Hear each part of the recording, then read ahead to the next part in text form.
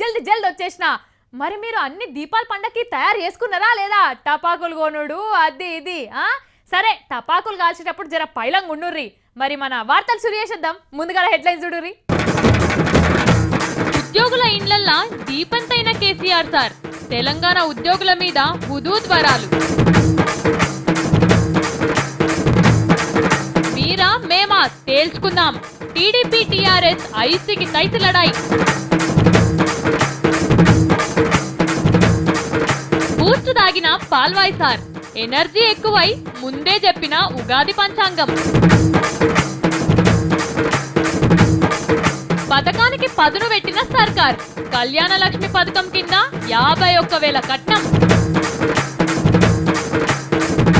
గుజరాత్ జనం దూప తీరుస్తున్న water grid, తెలంగాణకు తెచ్చే పనిలా కేసీఆర్ సార్.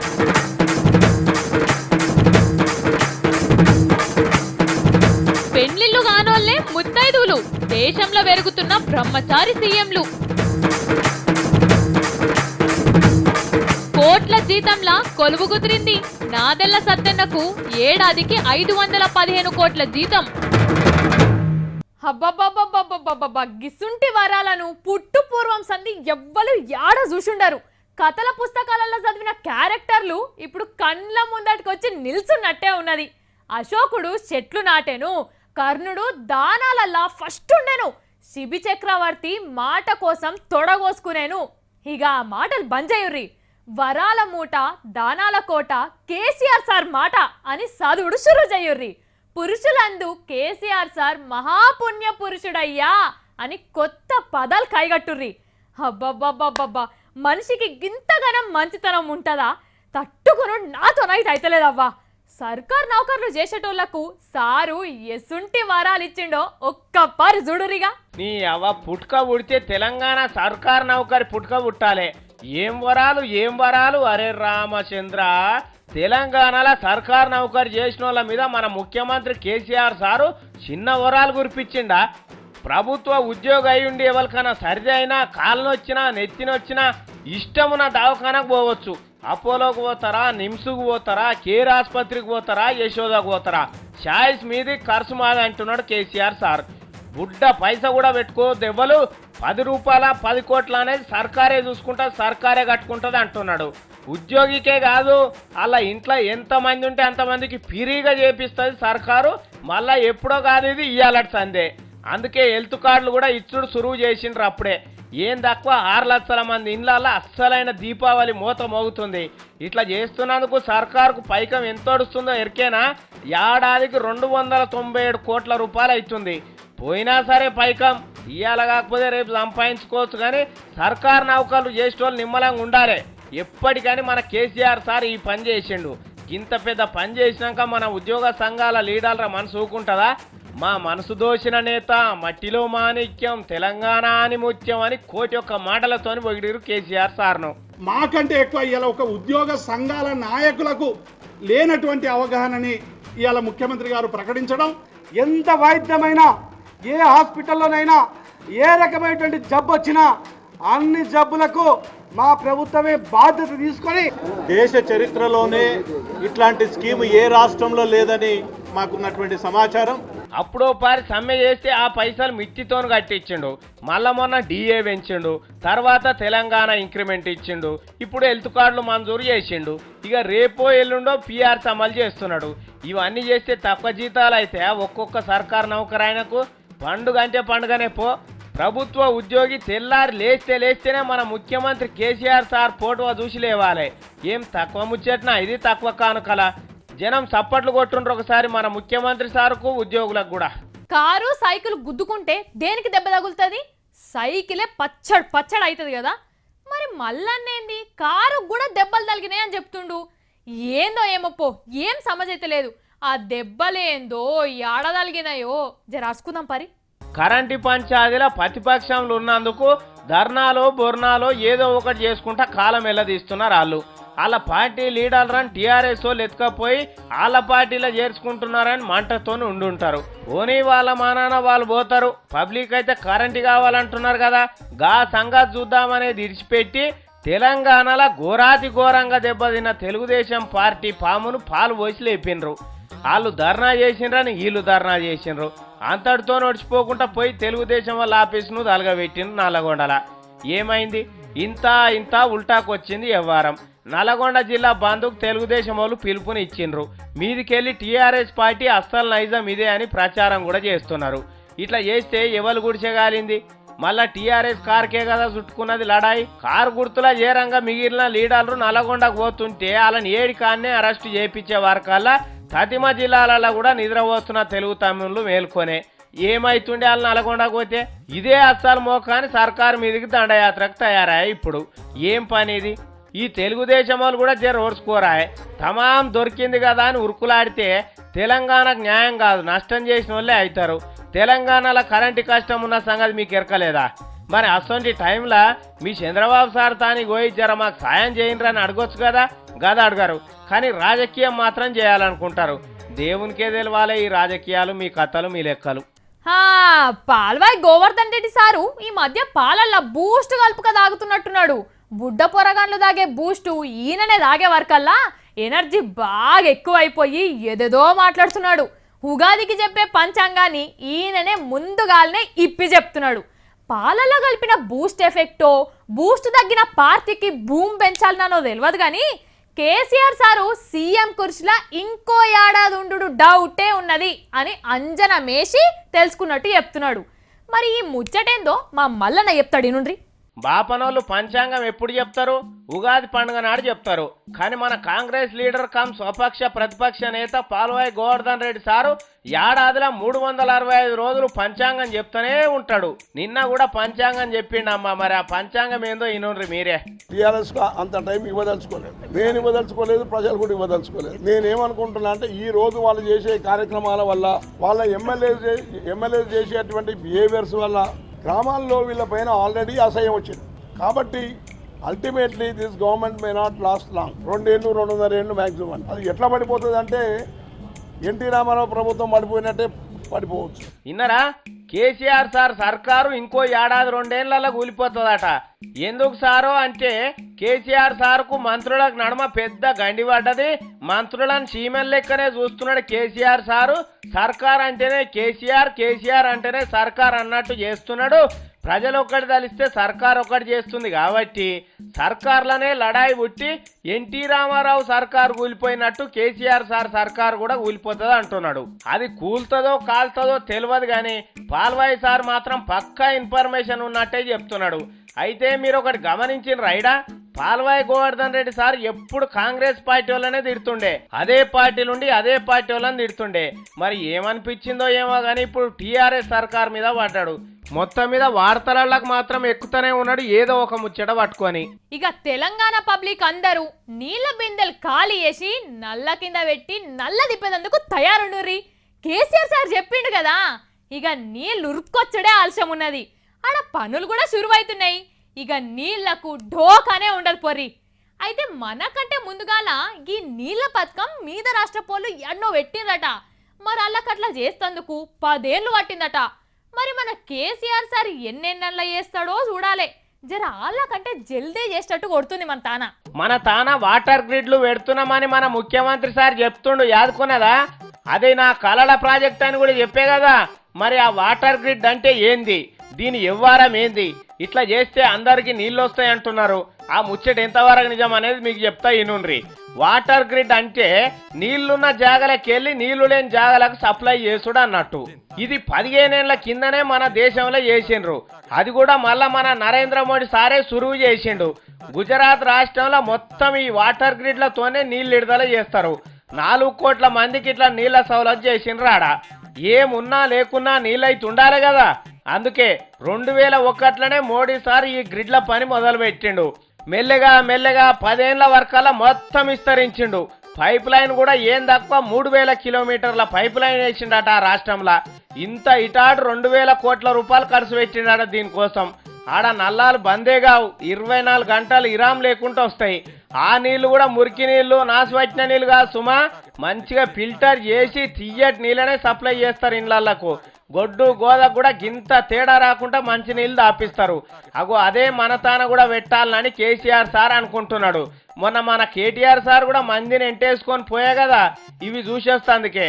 ఇక ఆడ ఎట్లా కట్టినరో సేమ్ మన తాన కూడా అట్లనే కట్టాలి, అట్లనే పబ్లిక్ నీళ్ళు దాపియాలని మొత్తం చూసిండ్రట. ఇక మన తానికి వచ్చి పని సురువు చేసుడే ఆల్చం ఉన్నది. మరి గుజరాత్లో గంతకువల ఎట్లా చేసిండ్రు ఇంత గొప్ప పని అంటే, ఆడ సర్కార్ అనుకున్నది అనుకున్నట్టే పైకం కూడా మంజూరు చేసింది. మళ్ళా కాంట్రాక్టర్లు కూడా ఆడ పని చేసిన వాళ్ళు లాలూచి వాళ్లే నియతగా పని చేసిర్రు, నియతగా ఖర్చు పెట్టిర్రు, నియతగా తీసుకున్నారు. మళ్ళా మా భూమిలోకేం తీస్తున్నారేంది అది ఇది అని లొలిపెట్టిన వాళ్ళు కూడా ఇవ్వలేరు. రాజకీయ నాయకులు అసలే ఏలు పెట్టలే అందులో. అందుకే 10 ఏళ్లలో పసందైన వాటర్ గ్రిడ్ తయారు చేసుకున్నారు అక్కడ వాళ్ళు. గుజరాత్ వాళ్ళు చేసినట్టే మన కేసీఆర్ సార్ కూడా చేయబోతున్నాడు. అలా దానికి 5-6 ఏళ్ళు పట్టింది అటు ఇటు వస్తుంది, కానీ మనది అయ్యే వరకల్లా ఎంత టైం పడుతుందో చూడాలి. కృష్ణా గోదావరి నదులకే నీళ్లు తెచ్చి ఇవ్వాలంటే. ఓం నేను ముఖ్యమంత్రిని కావాలి నమః, ఓం నేను ప్రధానమంత్రిని కావాలి నమః, కనీసం రాష్ట్రపతిని కావాలి నమః, అది కాకుంటే అమెరికా అధ్యక్షురాలనన్నా కావాలి నమః. అయ్యో మీకు తెలియనా, పెళ్లి కాని బ్రహ్మచారులందరూ గిట్ల చేసే ముఖ్యమంత్రులు ప్రధానమంత్రులు అవుతుర్రు. నేను కూడా కావాలని తపస్సు చేస్తున్నా. ఇప్పుడు హర్యానా రాష్ట్రానికి కూడా ఇంకో బ్రహ్మచారి సీఎం అయిందట. కావాలంటే ఈ వార్త చూడుర్రి. ఇక ఇనుండ్రులా అనగనగా ఒక రాజు, ఆ రాజుకు 7 కొడుకులు. ఒక రోజు వాళ్ళు ఏటకు పోయిండ్రు, చేపలు తెచ్చి ఎండబెట్టిండ్రు. అగో కథేన్నో ఇన్నట్టు కొడతలేదు, ఇనుడు కాదు బుడ్డ పోరగాళ్లకు అయ్యే కథను అడిదిప్పి ఇడిదిప్పి మార్చి మార్చి చెప్పినట్టు కూడా యాదికొస్తున్నది కదా. ఇక కథను జర్రంత అప్డేట్ చేసి రాను రాను వేరే లెక్క చెప్పాల్సి వస్తుంది. ఎట్లా అంటారా ఈనుండ్రి. ఇక అనగనగా ఓ గరీబ్ కుటుంబం, ఆయనకి 2 కొడుకులు. ఓ కొడుకు బ్రహ్మచారి అయ్యిండు, రాజకీయాలకు పోయి ముఖ్యమంత్రి అయ్యిండు, అటు మీద ప్రధానమంత్రి అయ్యిండు. ఇక ఆడోళ్ళు అయితే అనగనగా ఒక ఊరు, ఆ ఊళ్ళో పోషయ్య అనే మనిషి ఉన్నాడు. ఆయనకి 2 బిడ్డలు. ఓ బిడ్డకు పెళ్లి చేసి అత్తగారింటికి తోలిండు, ఇంకో బిడ్డ పెళ్లి గాని బ్రహ్మచారి లెక్కుండి ముఖ్యమంత్రి అయింది. ఏంది ఇట్లా చెప్తున్నారని మూతిరుస్తున్నారా? నియం కాకపోతే ఓ 50 ఏళ్ల తర్వాత బడి పోరగాన్ల ఓయిలల్లో ఏ పాఠాలుంటాయి చూడుండ్రి. నమ్మబుద్ధి అయితే లేదా? చూపిస్తాం చూడుర్రి. ఈయన ఎవరు? ప్రధానమంత్రి నరేంద్ర మోడీ సారే కదా. ఈయన కథ ఏంది? ఛాయలు అమ్ముకునే కానుంచి ప్రధానమంత్రి అయ్యిండు, అయినా కూడా బ్రహ్మచారి లెక్కనే ఉన్నాడు. ఓ పారి పెళ్లి చేసుకొని ఆమె నిడిచిపెట్టిండు, పెళ్లంటే ఇష్టం లేదని. ఇగో ఈమెవలు? జయలలితమ్మ, తమిళోళ్ళ ఆరాధ్య దేవత. మరి అమ్మకు పెళ్లైందా? కాలే. జయలలితమ్మ కూడా లగ్గం చేసుకోకుండానే రాజకీయాలల్లా రాణి లెక్క వెలిగిపోతున్నది. మళ్ళా గీ అక్కను చూడుండ్రి, చూసిండ్రా ఈమెవలో? దీది మమతా బెనర్జీ, బెంగాల్ కు ముఖ్యమంత్రి. తెల్లశీర కట్టుకొని సిల్పర్ చెప్పులు వేసుకొని ఈమె ముఖ్యమంత్రి అన్నట్టు ఉంటది గాని అంత పెద్ద బెంగాల్ రాష్ట్రాన్ని ఏలు సైగతోటి ఏలుకుంటూ వస్తున్నది. ఈమె కూడా ఆ జన్మ బ్రహ్మచారి. ఇగో ఈ సారెవలో గుర్తుపట్టినరా? ఒడిశా రాష్ట్రానికి ముఖ్యమంత్రినే నవీన్ పట్నాయక్ ఈయన పేరు. అయినా ఇదివరకు లగ్గం ముచ్చటెత్తలే. ఇక లగ్గం చేసుకునే 3 వచ్చినా గానీ ఈడు బాగా ముదిరిపోయింది. ఇప్పుడు వీళ్ళకి తోడు మళ్ళా ఇంకొక ఆయన కూడా ముఖ్యమంత్రి అవుతున్నాడు. మోడీ సార్ కు జాన్ జిగిరి దోస్త్ అని పేరు పోయి ఇప్పుడు హర్యానా ముఖ్యమంత్రి కుర్చీలో కూర్చుండబోతున్న మనోహర్ లాల్ ఖట్టర్ కూడా మోడీ సార్ లెక్క బ్రహ్మచారే. ఇంకా కాంగ్రెస్ పార్టీ యువరాజు రాహుల్ గాంధీ సార్ కూడా ఒక్కపారి లగ్గం మాట ఎత్తుతలేకపాయే. ఇప్పుడు చెప్పుండ్రి ముందుగా మేము చెప్పిన కథ నియమైతో కాదో. మీరు గరీబ్లా? మీ ఇన్నల ఆడవిల్ల పెళ్లికుందా? అయితే ఏం పరేషాన్ కాకుండా పూల్ పనులు చేసేసుకొని పెళ్లి కాన్ని తయారు పెట్టుకోర్రి. కట్నం మేము ఇస్తాం అంటే మేమంటే మేం కాదు, కేసీఆర్ సార్ వచ్చి ఇస్తాడట. మరి పైసలు మన ఇంటికే డైరెక్ట్ వస్తాయా, పోస్టులో పంపిస్తారా, మళ్ళొచ్చి సర్వే చేసుకోబోతారా అని ఏం ఆలోచన చెయ్యకుర్రి. ఇవన్నీ ముచ్చట్లు మా వాళ్ళు చెప్తారట. ఇనుండ్రో పారి. మొత్తం మీద కళ్యాణ లక్ష్మి గడియ రానే వచ్చింది. అదే ఎస్సీ ఎస్టీల ఇండ్లలో ఎవరన్నా ఆడవిళ్ళ పెండ్లి ఉంటే సర్కార్ సాయం చేస్తానే కదా, గదే కళ్యాణ లక్ష్మి పథకం. అగో అది అమలు సురువైంది అన్నట్టు. అందరికి కాదు, దళితులకు గిరిజనులకే. ఇదివరకేమో పెండ్లైనాక దరఖాస్తు పెట్టుకునుడు ఉండే, అది కూడా 50,000 రూపాయలే ఇయ్యాలని. ఇప్పుడు అది మార్చిండ్రు. 51,116 రూపాయలు సర్కార్ కట్నం చదివిస్తుంది, అది కూడా పెళ్లి కాకముందుకే. అయితే ఎట్లా పడితే అట్లా ఇచ్చుడు కాదు, మరి దానికి కూడా కొంత కథ ఉన్నది. పెళ్లి ఇంకో 1 నెల రోజులు ఉందనగా దరఖాస్తు పెట్టుకోవాలి సర్కార్కు. ఆ దరఖాస్తుతోని ఇన్కమ్ సర్టిఫికేట్ పెట్టాలి.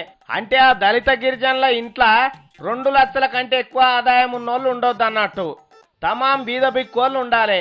ఎంఆర్ఓ తాన రాపించుకురావాలి. ఇది ఎప్పుడు పుట్టినావు ఏం కథ అనేది ఒక కాగితం పెట్టాలి, కులమేం కులం అనేది కూడా ఇంకో కాగితం జత చేయాలి, 10వ తరగతి చదివిన సర్టిఫికేట్ కూడా పెట్టాలి, పెళ్లి పత్రిక, ఆడవిళ్ళ పేరు మీద ఉన్న బ్యాంకు పాస్బుక్ జిరాక్స్ పెట్టి వీటికి అస్సలు ఆధార్ కార్డు కూడా జమ చేసి మళ్ళా ఎంఆర్ఓ సార్కు అప్పచెప్తే వాళ్ళు ఎంక్వైరీ చేసి మీరు అంటుపెట్టిన వివరాలన్నీ బరాబర్ ఉన్నాయా లేవా అని తెలుసుకొని అప్పుడు మీకు సర్కారు ఇచ్చే పైసలు ఇస్తారు. అది కూడా చేతికియ్యరు, చక్కగా పిల్ల పేరు మీద ఉన్న బ్యాంకు ఖాతాలే ఇస్తారు. మళ్ళా గిదంతలో లేదనుకునేరు, ముహూర్త బలం గట్టిగుంటే అంత మంచిగానే అవుతుంది, ఏం ఫికర్ చేయకుండ్రి. ఇక ఎవరింట్లోనన్నా ఆడవిల పెళ్లి ఉంటే బిరాన పోయి దరఖాస్తు పెట్టుకోండి. ఎటుగుడక 50,000 ఇస్తున్నది కదా అని దొంగ కాయిదాలు పెట్టాలని ఎవరన్నా చూస్తే వాళ్ళ పని ఒడిచిపోయినట్టే. మన కేసీఆర్ సార్ సంగతి తెరికే కదా, జాగ్రత్త మరి. అది అట్లయింది. ఇప్పుడు ఇంకో వార్త ఏంటంటే, మేము తెలంగాణలో ఉన్న కొన్ని పట్టణాల పేర్లు చెప్పబోతున్నాం.